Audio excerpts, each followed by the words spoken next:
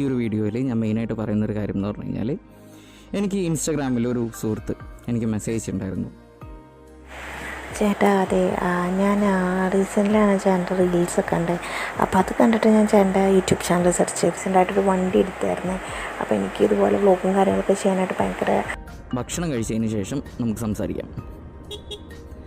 ഒരു ചെറിയൊരു മണവാസനയൊക്കെ അടിച്ചു തുടങ്ങിയിട്ടുണ്ട്.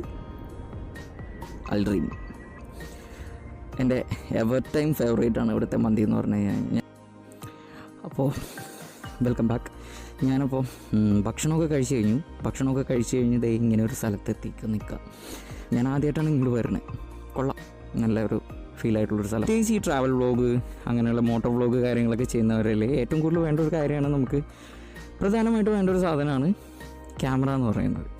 100% ഒരു 70% ഞാൻ ആക്ഷൻ ക്യാമിലും ഒരു 30% ഞാൻ എൻ്റെ ഫോണിലുമാണ്. നമ്മുടെ